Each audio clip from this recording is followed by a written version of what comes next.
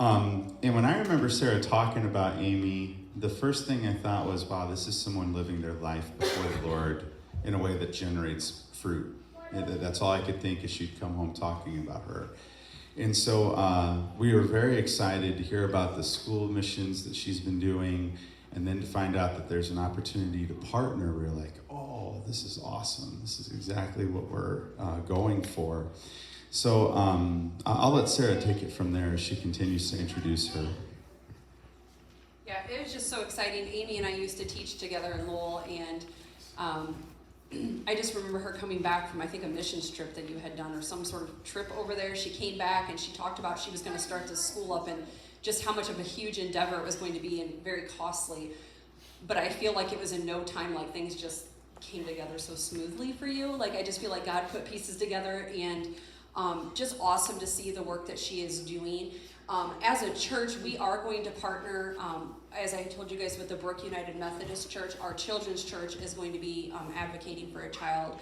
But we also encourage you guys that if God lays that on your heart, Amy can talk to you more as she's giving her presentation, that you yourself and as a family, can support a child as well. And I just think that it's just awesome to see the great things that we're doing. Tim and I have been advocating for a child, and just to see the growth in this child alone, in the letters that he has sent to us, there are some awesome things going on. And of course, I think she can share information of like how to connect to her Facebook and things like that, so you can follow along just to see what is going on, and just really puts a perspective of how blessed we are to be living in America when you look at conditions across the world and things that are going on. But she's doing some really awesome things over there. So this is Amy Ahiga. Let's give her a warm welcome.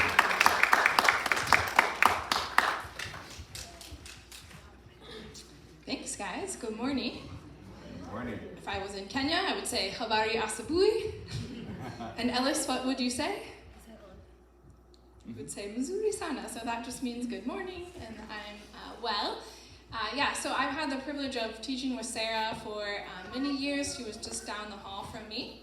And if you don't know anything about our school, I'll just give you a little bit of background. So I started going to Kenya in 2008, and I had been a teacher for 2 years, and I quit my job. My parents were like super excited about that. You know, everybody wants their kid who just got out of college to quit their job. And so I told them I'm moving to Kenya, and my mom cried a little bit, and then I went. And I thought it was just going to be one of those things that I kind of went and experienced and sort of got out of my system and had a great time traveling, but God just really changed my heart when I was there, and I have been going back ever since. So my first time I stayed there 8 months, and then my next time I took my sister with me. She's here today. And that was in 2011, and we were both very overwhelmed. We did a lot of volunteering in one of the informal settlement communities in Nairobi, which is called Kibera Slum. And you just see like need everywhere. Just people living very, very simple conditions. Within the slum communities, it's a lot of like mud and stick houses. It's probably the size of your bathroom. Kids don't always get to go to school because they don't have opportunities. People just struggle to make ends meet on a daily basis, you know, for food and basics. And so with my sister, we originally started Grain of Rice Project as a way to empower artisans. And so that summer we packed our suitcase full of a whole bunch of products, which in hindsight, like they were really ugly. And like lots of jewelry, and bless those people that bought those first things, because we wouldn't still be here. But it started like that, and then we were both teachers, and so we wanted to do something working with kids, and so we eventually started a kids program, and then just this continuing process of teaching all year, and then I would go back over the summers and wanting to do something more long-term. And so then this idea of starting a school came about, of wanting to provide really great quality education within a Christian context where kids know that they're loved and really cared for. In most Kenyan schools, if you walk in, or if you're a typical Kenyan who sends your kid to a public school, you don't have a lot of money, you go in, there's just desks, but there's nothing else. Most kids don't always have pencils, they don't have paper, they just don't have like basic things they need. There's a lot of caning. if you give the wrong answer, you get into trouble. And so it's not a very conducive environment for like creative and critical thinking. And so as a teacher, you just know like, like these kids have so much potential, and you see the talent there.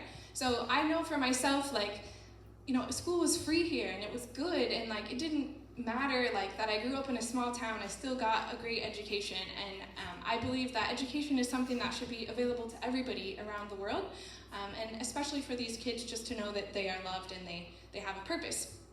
So Sarah said that the process went fast. I'm not sure if that's how it felt in my mind, but we started building during COVID, and then like I had to make this sudden decision to come back here because my kid was here and I was in Kenya and the airport was shutting down in 3 days. And so, I suppose that it went kind of fast, but we started, nobody gives you a manual that shows you how to start a school. You ask people lots of questions and you learn, and it really has just been a faith journey for me. So this picture was taken in January of this year, and this was year 3 of running the school. And so if you picture it with me, it's summer season in Kenya, which is the dry season, and my mom was there visiting with someone else from our church. And so we always take the kids on field trips. We believe that trips are really important to exposing students and helping them see what's possible. So we decided we're going to go to Samburu National Park. It's like 2.5 hours away from where we live, so we get up at 4:30 in the morning, and I think that I'm going to be like playing tour guide, and it's going to be fun, and we're going to like take photos all day. Like that's how I envisioned it in my mind. But it didn't really turn out like that at all. So if you go to the next slide, we got there, and our part of Kenya has been experiencing a severe drought. Okay, so where I was living, it hadn't rained for 2 years. When you are trying to live off of the water that's in your river nearby and it's not raining, it's a really big problem. Nothing's growing. Like we planted so many seasons of crops and nothing ever came up.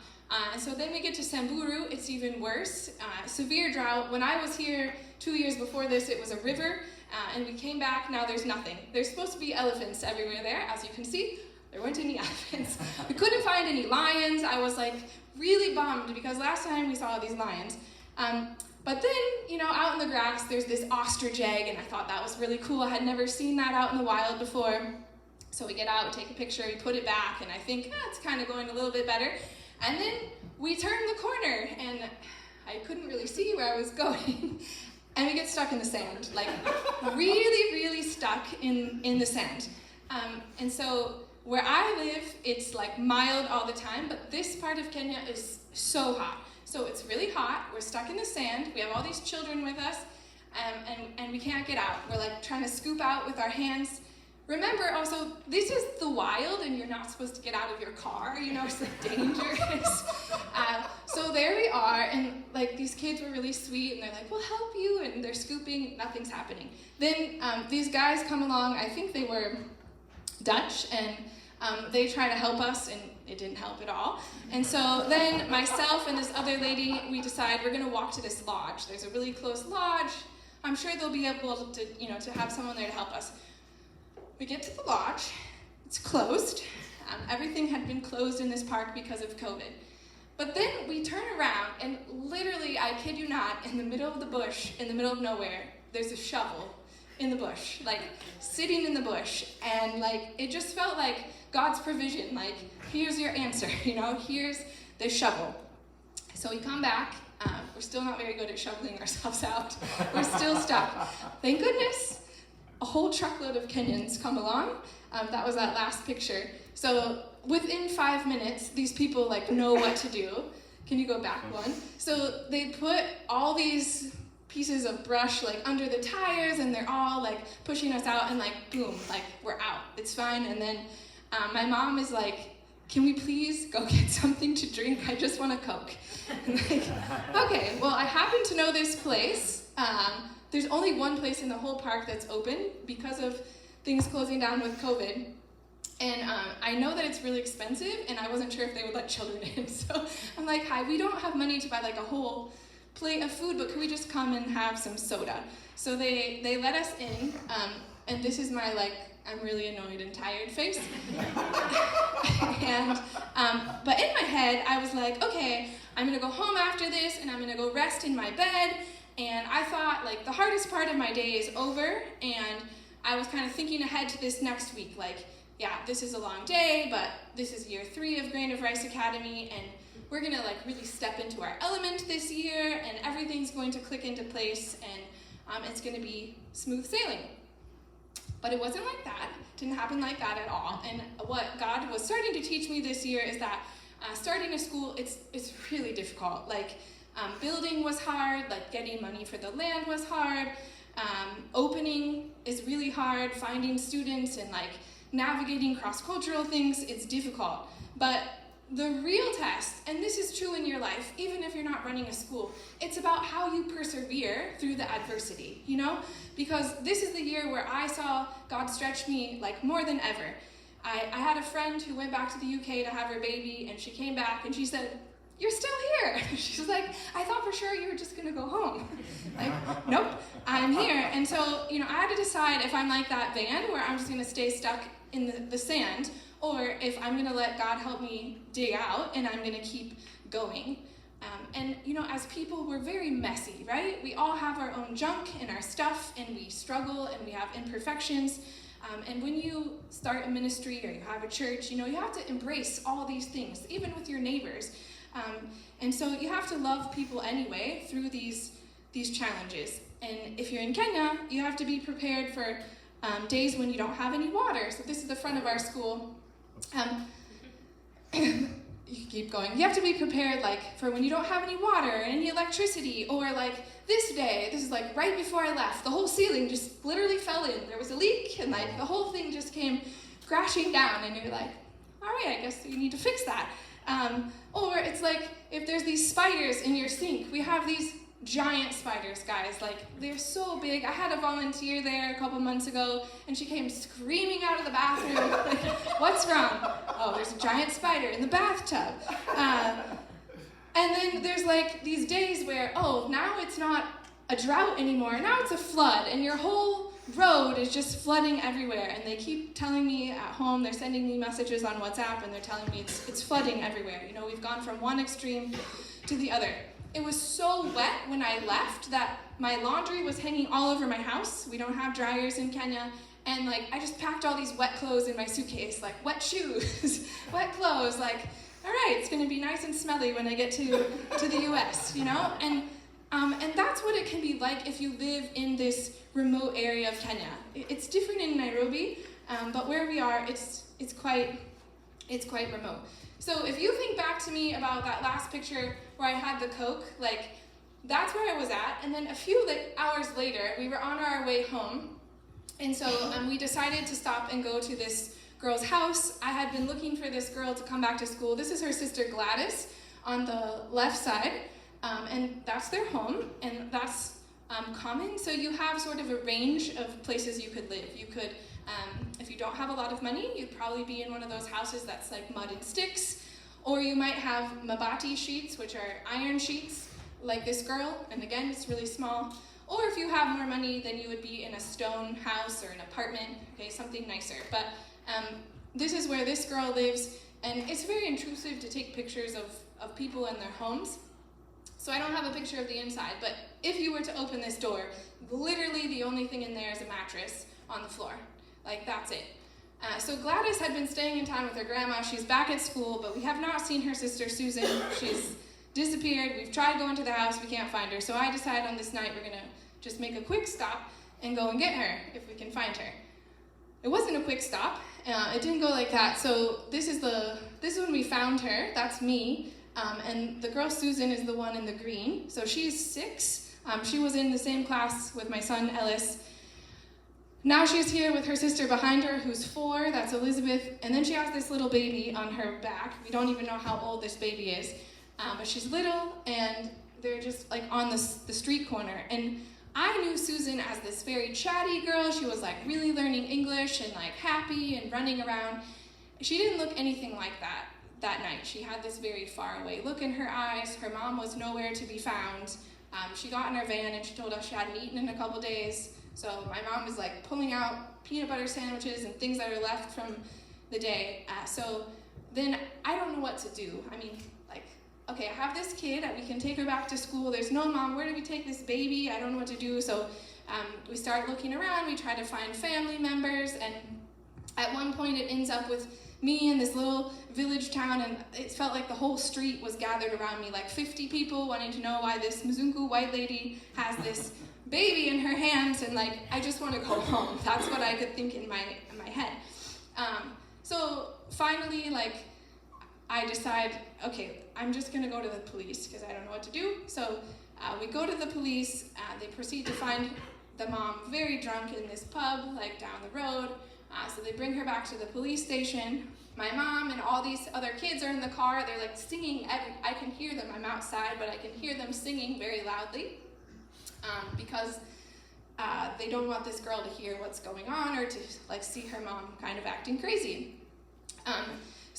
Then I'm like having multiple conversations with these police officers who I quickly realize have been drinking.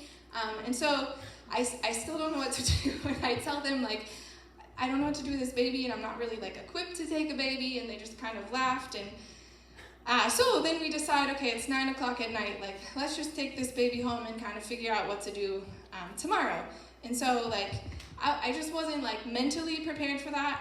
I also didn't think it's a good idea to break families apart. Like we're very big into like local solutions. But this turned into this like 2 long nights of this baby crying. Like I had never made a bottle in my life, which was kind of funny. So had to figure that out. There's Ellis with this little baby and the kids when they woke up the next day.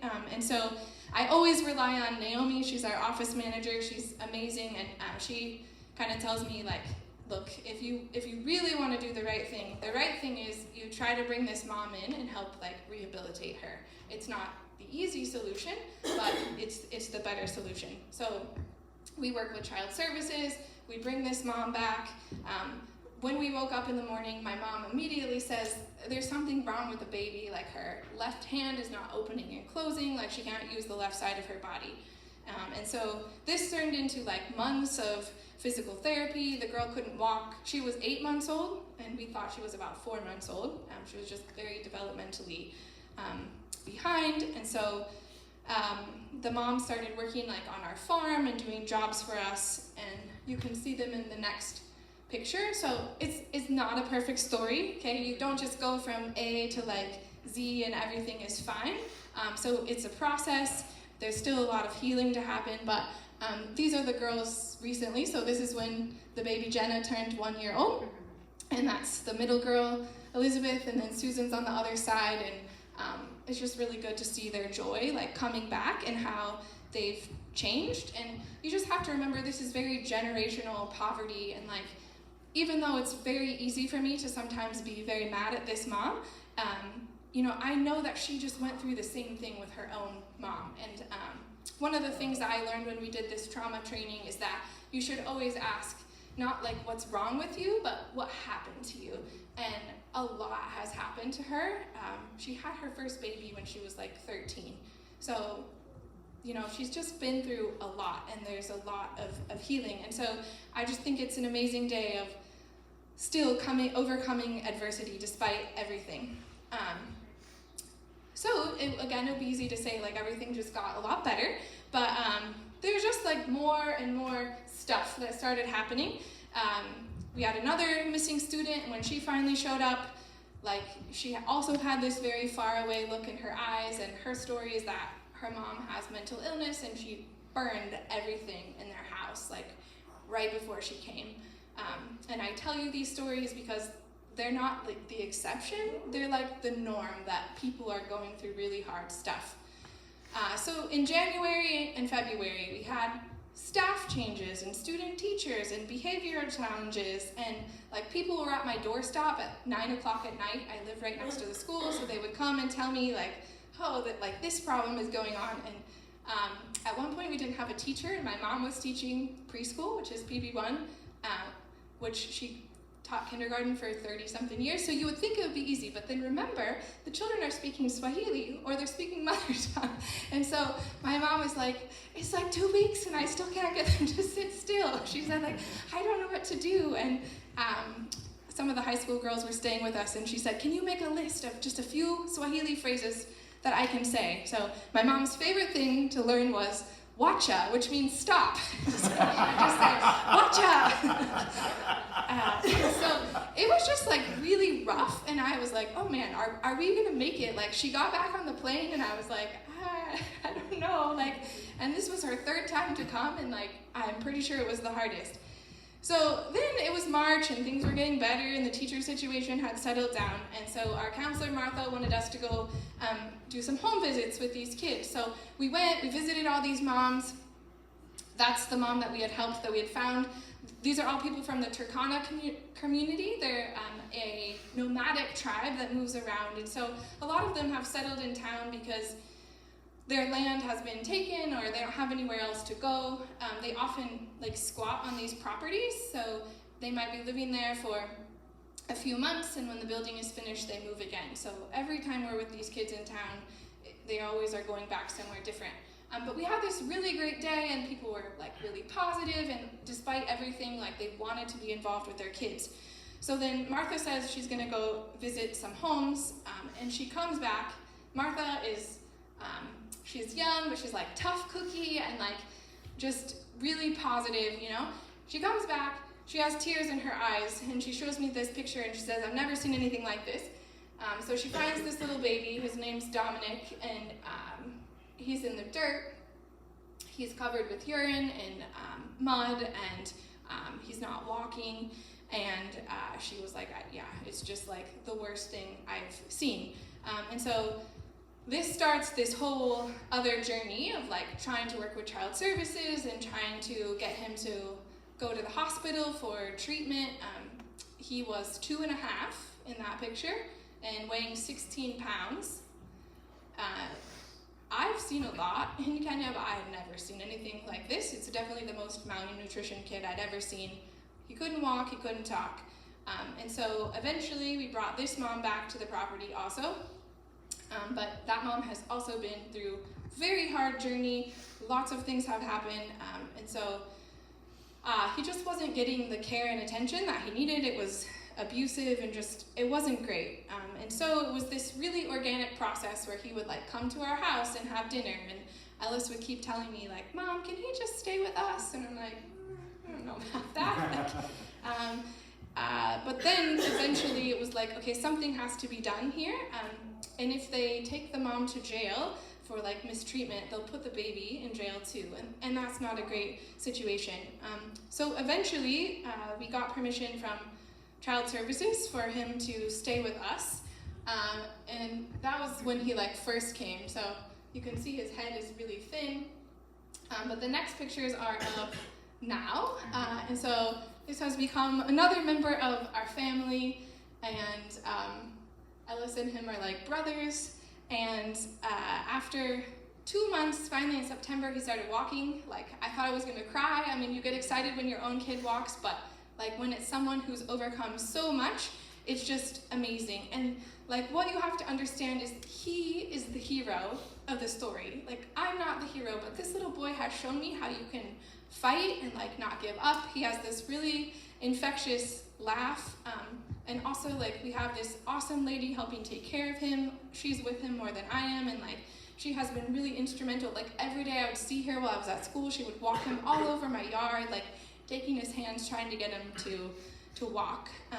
And what I love is the sense of family in our school. So when he started walking, like the kids are all like clapping and like, wow, Dominic can walk now. And his aunt is one of our students. She's a second grader.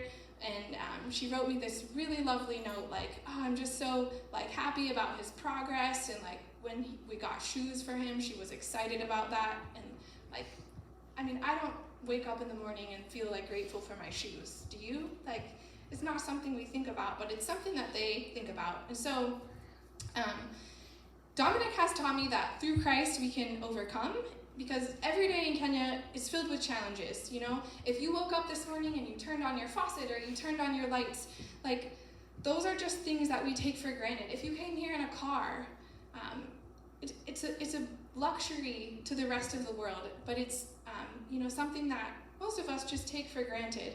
And so it's important to understand that the way that we grew up here, it's just not the way that life is. It's not the normal of most of the rest of the world. We have so many conveniences that people don't have. And so when we started our school, it was because we wanted to empower kids to be problem solvers and to have a safe space to come. And so you can keep seeing that growth in the school. This is Isaac, and so he came to us last year in 4th grade. There was another American missionary living in town, and so they asked if he could come. I always hesitate when people want to bring older kids. It's really hard when they're behind, when they're older, to help them catch up. And I told her that, I'm sure he's behind, it's just going to be difficult. And she told me, he's not behind, he's been in school. So he came, and took us about a day to figure out the kid couldn't read, didn't know his letters, he's very behind. He spent all of last year sneaking into my office in the morning and watching alphabet videos on YouTube, because that's not really a cool thing to do when you're in grade 4. But this year he's speaking more English, he's reading, he's one of Ellis's favorite kids to play with. Just like a great older brother. And so you can see that Sarah's kid in grade 2, it was so exciting because every kid in that class is reading at an American on grade level standard. And she told me she was impressed about Victor, and Victor is one of the kids that is struggling the most. So if she can see progress with Victor, the rest of them, it's amazing. You can see that my voice cracks and I almost cry, because it's just really awesome, the way that kids are changing and their lives are changing. And then even in our property, this was in January, everything has been dead since we started. Everything is brown. It's always brown. I can't wash any of Ellis's clothes because they're just this red soil. It never comes out. So, we wear stained clothes to school every day. This is us trying to plant trees. You can see that field is brown. But then when it started raining, I came back in April and everything's green. This is the same field, and we finally have grass. This is the back of the school. And so just to see that transformation, it's not only happening with the kids, but it happens with the property. And if you look at this picture, we got drip irrigation. So we had an organization that came in last year. They provided money to drill a borehole, which is extremely expensive. I thought we were going to be drinking river water our whole life. And so to have water is it's incredible. We harvested food for the first time. It was our first year that we had a full-time counselor. And so the kids come up and they say things like, I've learned to be assertive. Oh, what does that mean? Do you know? Or they'll say, I've learned about healthy relationships. And that's just such a big one. Or I've learned how to solve my problem. And those are the same kind of things that you want your kids here to be saying, And I always say, I want to have a school that I feel comfortable enough sending my own kid to, that I feel the quality is so good, and I do feel that. And adversity teaches us, how to overcome. So there's a verse in Romans 5:3 that says, we rejoice in our sufferings because we know that suffering produces perseverance, and perseverance character, and character hope, and hope does not disappoint us because God has poured out his love into our hearts by the Holy Spirit whom he's given us. And so adversity teaches us that the struggle leads to growth and gratitude, because if we didn't spend 2 years pumping dirty water out of that river, I would never appreciate having clean water. And if I didn't spend the first year making shadow puppets in the dark every time the power went out, I wouldn't appreciate those days when we do have power. And so adversity shows us that when we have unity and we work together, something beautiful can grow. And I hope that's a good analogy for your own life too, for whatever you're going through. You had a lot of prayer requests there too, and people are going through hard things all over the world, but just remembering that God can help us grow. Just like all these parents came together, we require parents to volunteer 4 hours a term if they live in the area, and so they came and planted trees. When we started here, we had like 2 trees on our whole property, and I think we're close to planting like 1,000 now. We have a lot. And so I would just encourage you to let God give you strength and help you persevere to keep going, because that's when you see the beauty. And so I'm just seeing the kids' artwork and seeing them doing STEM and seeing them love reading. These are just not common things, and so it has been really exciting for me to witness it. And maybe sometimes on Facebook it looks like really lovely, but this is kind of the behind the scenes story, is that sometimes it's really, really hard, and I'm sure you go through really hard things in your life too, and it's just important to remember where you come from and what you've been through, and just to keep persevering through that. Our kids just did they're learning French. This was their French performance, and they did a play this year. This is one of our counseling groups at the bottom that happens every week. And we've done lots of mural paintings all over the school, just as these messages of affirmation for them. So I'm so excited that your church is partnering with us to be an advocate. And what that basically means is that you're supporting a child monthly. It provides for food, and we have 42 students that board this year, and then the other 100 came from around the area, so 140 kids. We're getting ready to add at least 40 in January. I told my sister last night, it's supposed to be 40. I bet it'll be 60. I just have this feeling. And whenever this happens, I get really nervous, and I'm just like, all right, God, please provide, because I don't know how it's going to happen. And so when you come along and partner with us, you're providing all those things. They get a meal every day at lunch. The kids who board get dinner and breakfast. And if you ask kids about the food, they'll tell you, we serve a balanced meal. Because mostly at most schools, they eat either githeri, which is beans and maize or corn every day, or beans and rice. And we do eat beans and rice and githeri, but not every day. They get a lot of fresh fruit and vegetables, so we're trying to grow things there. And so we're really trying to approach it holistically. They have to go out and help in the garden every week. That's part of what they do as well. So if you're personally interested in being an advocate, it's $38 a month, and we partner you up with someone else. So we have 2 people supporting a student, or 76 if you want to support them by yourself. But there's cards out there with pictures of kids who are still needing an advocate. I'd love to tell you more, or if you have any questions. I don't know if I'm allowed to. Does anybody have a question? Yeah. I have a question. Yeah. When you first started, how many kids did you have at the beginning? Yeah, we had 60, I think. Is that right? We had 60 kids, and then it would boom, then it was growing. We had 4 classrooms. Now we have 8 and 2 rooms that we use for dormitories, and we're hoping that this next year we'll build 3 more classes, and then we would have all of our classes finished. That's our goal. So we'll keep growing by a class every year. It starts with preschool all the way up to grade 8. Eventually we'll have grade 9. So when we're at full capacity, we'll probably be between 250 and 300 kids. Yeah. Any other questions? All right. Awesome. Thank you so much, guys. Let's give her a hand clap.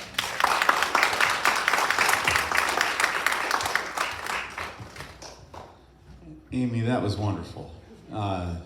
I know I felt very blessed to hear what she's doing. I'm sure many of you feel the exact same way. What a blessing just to see God moving like He is, and to see these faces full of so much joy. Wow. As a believer, the scripture that I felt the Lord keep saying to me as she was presenting, when we're standing before Him, there'll be the question of, well, where were you to feed me? Where were you to clothe me? All these different things of where were you? And this is an opportunity to do that. And now please know, if you decide to donate, that is fantastic. I think that's great that the Lord's placed it on your heart. But I also know you might have other ministries that you're already supporting, and that's fine too. But if you felt that tug from the Holy Spirit this morning to donate to what Amy's doing, I really encourage you to touch base with her at the booth back there. Because again, to me, you can just see the fingerprints of the Lord over what she's doing. It started with the shovel, of all things, the shovel. And all I could think of was when Isaac was up in the mountains with Abraham, he kept saying, God will provide, and then he did. And we see that with what's happening with you. And I think what an incredible problem. How are we going to pay for all these children? But yet, I have no doubt God's going to find a way, because that's what he does. You know, he has a way to always provide, and you could be part of that blessing. And so we hope you'll definitely consider it. Let's go ahead and close in a word of prayer.